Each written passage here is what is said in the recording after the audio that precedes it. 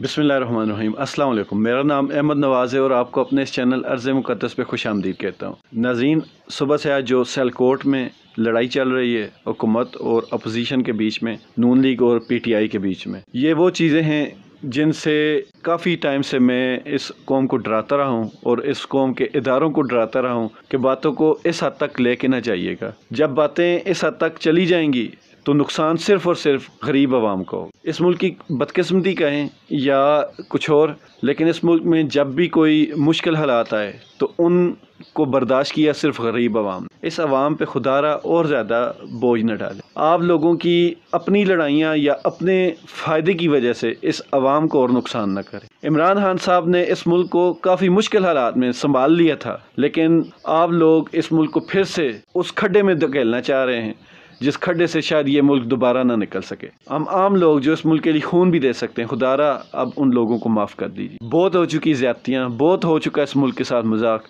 और बहुत हो चुकी बदमाशी। अब छोड़ दें सब। अब अल्लाह के नाम पे इस मुल्क को छोड़ दें। ये मुल्क अल्लाह के नाम पे बनाया गया था, अल्लाह के नाम पे ही इस मुल्क को बख्श दें। सियालकोट में हुकूमत जो कर रही है वो इतनी बड़ी हिम्मत नहीं कर सकती। उन्होंने जानबूझ के ये हालात ख़राब करने की कोशिश की ताकि उनको जवाज़ मिल सके गिरफ्तारियां करने का। अगर हुकूमत ने ऐसी गिरफ्तारियां करनी हुई तो आप यकीन कीजिएगा आपकी जेलें भर जाएंगी, लेकिन ये लोग पीछे नहीं हटेंगे और फिर आपको भागना पड़ेगा। और मुझे नज़र आ रहा है कि कुछ ही दिन में सब लोग अपनी बाहर की फ़्लाइटें लेंगे और निकल जाएंगे। इमरान खान साहब ने जिस तरह कल की मीटिंग में और जलसे में बातें की हैं, ये बातें मैं काफ़ी अरसे से अपने पेज पर पोस्टें लगा रहा हूँ। सही सच्ची बात है, अभी मेरा चैनल और पेज इस हद तक नहीं बढ़ा कि लोगों तक मेरी आवाज़ पहुँच सके, लेकिन ये मैंने चैनल बनाया सिर्फ इस वजह से था कि लोगों तक अपनी बात पहुंचा सके। मैंने उन पोस्टों में काफ़ी टाइम पहले ही जिक्र किया था कि इमरान खान साहब को 2013 में हरवाया गया, 2018 में जानबूझकर उनकी हुकूमत कमज़ोर रखी गई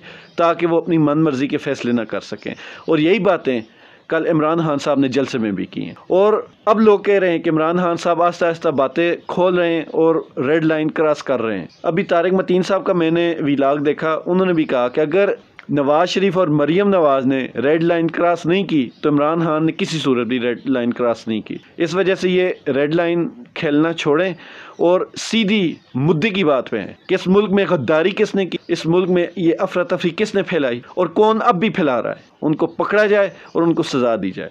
यहाँ हर साफ़ी सिर्फ इस बात पे जोर दे रहा है कि इस मुल्क की बका इसी में कि अब नए इलेक्शन कराए। मैं समझता हूँ इस मुल्क की बका इसमें कि इलेक्शन से पहले गद्दारों का सफाया किया जाए और उनको चुन चुन कर जेलों में भरा जाए और उनको फ़ौरन सजाएं दी जाए। इस मुल्क में कोई भी मुकद्दस गाय नहीं है और ना होनी चाहिए। अगर आपको ये मुल्क बचाना है तो इस मुल्क में मुकद्दस गायें नहीं रखनी चाहिए, उनको निकाल बार किया जाना चाहिए, बल्कि उनको निकालना भी नहीं चाहिए। वो बाहर जाकर और ज़्यादा भौंकते हैं। उनको इस मुल्क में जेलों में बंद कर देना चाहिए या क्लियर कर देना चाहिए। अच्छा भला ये मुल्क अपनी डगर पे चल रहा था, चीज़ें स्टेबल हो रही थीं, बैठे बैठाए ये सबको क्या सूझी कि इस मुल्क में अफरा तफरी फैलानी शुरू कर दी। इस दफ़ा सबको ये बात समझ लेनी चाहिए कि इस दफ़ा आप आवाम को कंट्रोल नहीं कर सकते। क्यों कि हर बंदा अपनी ज़ात में एक न्यूज़ चैनल है, एक TV चैनल है और एक सहाफ़ी है।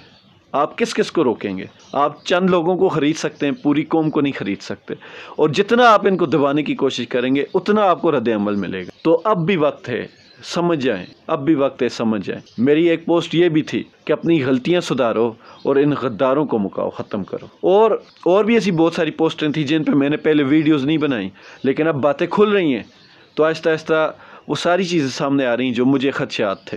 ये पीछे बैकग्राउंड में मैं अपनी पुरानी पोस्टें चला रहा हूँ, आप देखते रहें कि कैसी कैसी चीज़ें जो शुरू से इस कौम के एक आम आदमी के दिल में थी। लेकिन यहाँ सब कुछ समझते हैं, सब लोग समझते हैं, लेकिन नहीं समझते तो वही जो साहिब इख्तियार है। इस मुल्क का मसला यही रहा है कि इस मुल्क के जो साहिब इख्तियार लोग हैं वो समझना चाहते ही नहीं। वो चाहते हैं कि इस मुल्क में हर काम उनको पूछ कर होना चाहिए। हम मानते हैं, हम आपसे मोहब्बत करते हैं, लेकिन खुदारा एक बाप भी जब अपने बच्चों पे नाजायज़ जुल्म करता है और हर चीज़ पे रोक टोक करता है तो उसके बच्चे भी बागी हो जाते। आप पे पहले ही बहुत ज़्यादा तनकीद होती है तो खुदारा अपने आप को और ज़्यादा तनकीद का निशाना ना बनाए। मेरी आपसे दरख्वास्त है, मैं ये नहीं कहता कि आप किसी का साथ दें, لیکن آپ اس ملک کا ضرور ساتھ دیں، اور اس ملک کے لیے آپ نے کیا کرنا ہے وہ آپ کو سب سے زیادہ بہتر پتہ ہے۔ اس لیے اس ملک کو اور دنیا کی نظروں میں ذلیل نہ کریں، پہلے بہت زیادہ ذلیل ہو چکا ہے۔ آپ سے گزارش ہے اب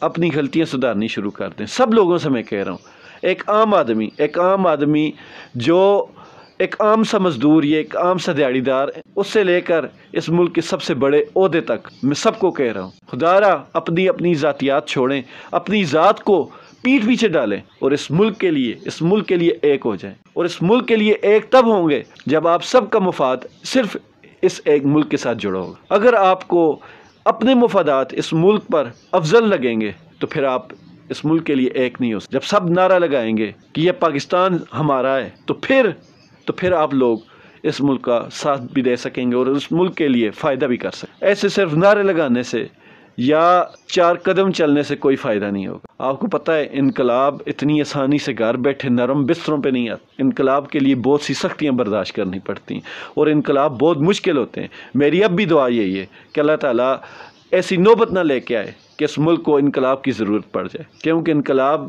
جانے کے بعد بہت سارے زخم ضرور چھوڑ کے جاتا۔ اس لیے آپ لوگوں سے یہ اپیل ہے کہ ہر بندہ اپنے ایمان، اپنے ضمیر کے حساب سے اس ملک میں افراتفری نہ پھیلائے، اپنے ضمیر کی آواز سنیں، اپنے ایمان کے اوپر چلیں۔ انشاءاللہ تعالیٰ اللہ تعالیٰ پہ بھروسہ رکھیں تو جیت حق اور سچ کی ہوگی۔ اور جو لوگ حق کے ساتھ ہیں اور یہ جو لوگ اپنے آپ کو سمجھتے ہیں کہ وہ حق کے ساتھ ہیں، وہ دن دور نہیں جب سب کو پتہ لگ جائے گا کہ کون حق پہ تھا اور کون جھوٹ کے ساتھ۔ میری اپنے سب دوستوں سے، بھائیوں سے، بہنوں سے، ماؤں سے اور بیٹیوں سے یہ اپیل ہے کہ خدا را اس ملک کو سب سے مقدم رکھے۔ آپ کے لیے سب سے پہلے اسلام کے بعد، میں یہ اسلام کی بات نہیں کر رہا کیونکہ یہ ملک بنا ہی اسلام کے نام پہ، تو یہ ملک اسلام کا ہی نام ہے۔ پاکستان پاک جگہ، میرے چینل کا نام ہے ارض مقدس، مقدس جگہ۔ مقدس کیوں ہے یہ ملک؟ پاک کیوں ہے یہ ملک؟ صرف اس وجہ سے کہ یہ اسلام کے نام پہ بنا۔ خدا را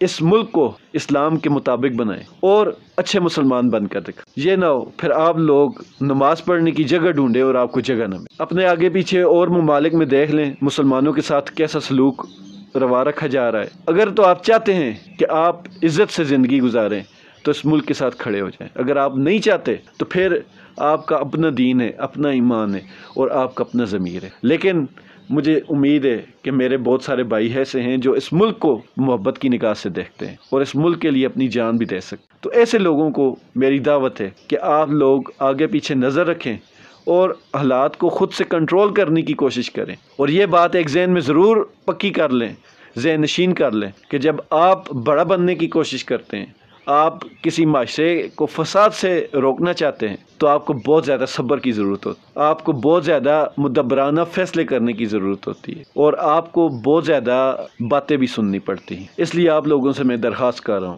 کہ اس ملک کو بچانے نکلیں، اس ملک کو بچائیں۔ یہ اتنا آسان کام نہیں ہے لیکن اتنا مشکل بھی نہیں۔ اگر آپ کے دل میں اس ملک کے لیے محبت ہے تو یہ کوئی مشکل کام نہیں، اور مجھے امید ہے کہ آپ لوگ اس ملک کے لیے نکلیں گے اور اس ملک کو بچانے نکلیں گے اور اس ملک کی سالمیت اور اس ملک کی عزت کے لیے نکلیں گے۔ اللہ تعالیٰ میرے اس ملک کو، ارض پاک کو، ارض مقدس کو تا قیامت سلامت رکھے اور اس میں رہنے والے ہر انسان کو مصیبتوں سے دور خوشیوں والی زندگی، ایمان والی زندگی عطا فرمائے۔ اللہ تعالیٰ آپ سب کا، میرا اور اس ملک کا حامی و ناصر ہو۔ پاکستان کا مطلب کیا؟